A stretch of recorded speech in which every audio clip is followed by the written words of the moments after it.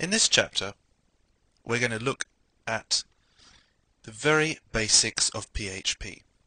We're going to take you through your first steps in writing a PHP script. First of all, we're going to look at the way PHP scripts are embedded within HTML so that they can be served from the server and passed to the user's browser. Then we're going to look at how we declare variables to make our scripts more flexible, and we're going to look at ways to manipulate those variables using operators, and finally we're going to take a look at some more complex operators and do some more complicated things with our variables. So first of all, let's open up our text editor, and we're going to start with our very first PHP script. We use a PHP open tag to define where our PHP script starts and stops. This is very important, and this example will show you why. To start with, let's write a plain HTML page.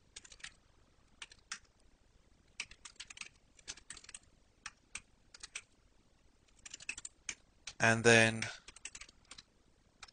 we're going to try and put some PHP into the body of the page and see what happens. Let's use that line of code that we used in our example at the end of the last chapter for our Hello World script.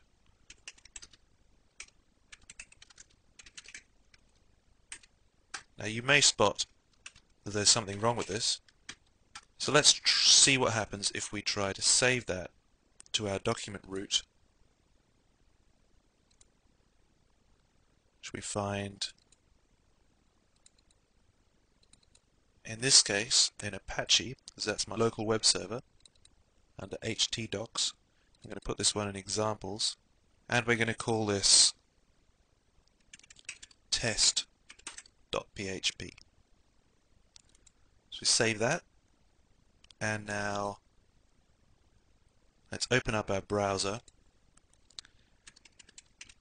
and we'll open this using the localhost path. Now we saw some of the reasons for that in our last chapter, but it's very important that we use the localhost path and not the absolute path via the disk. So what do we have here? Something's definitely wrong with this. There's the hello world text that we wanted, but here's this echo command is showing up, and the quotes around the hello world, and this semicolon at the end. Now we didn't want any of that to show up. All we wanted to show was hello world. So what is the reason that this is acted like this when the last time we tried it our script worked? The reason is that we've forgotten to put in our PHP tags. And this is why these are so important. If you put in your PHP tags, then whatever is you write between them is evaluated as PHP code. Anything else is evaluated as HTML. So we could put after that, this is just HTML. And we're going to put in a little break there. Now let's save our script, go back to our browser, we're going to hit refresh, and as we can see, this time all those ugly parts of the code we didn't want the user to see are gone. And this text is showing up just the way it should do. That's because this was outside these PHP tags, whereas this was inside the PHP tags. So it evaluated first of all the echo command, and then what the echo command does is it echoes any string to the browser. The string is a series of letters and numbers and symbols, whatever you like. It treats them as alphanumeric characters. In this case it's hello world. So that the PHP knows where the string starts and stops, we use these little double quote signs to demarcate the string. Then at the end, we put a semicolon. The reason for this is that it may not seem very important in this script because there's only one line, but as your PHP scripts get more complicated, you're going to be writing scripts with more and more lines, and each line represents a command. PHP needs a way to differentiate between the commands, so at the end of every line we put a semicolon. That splits the line.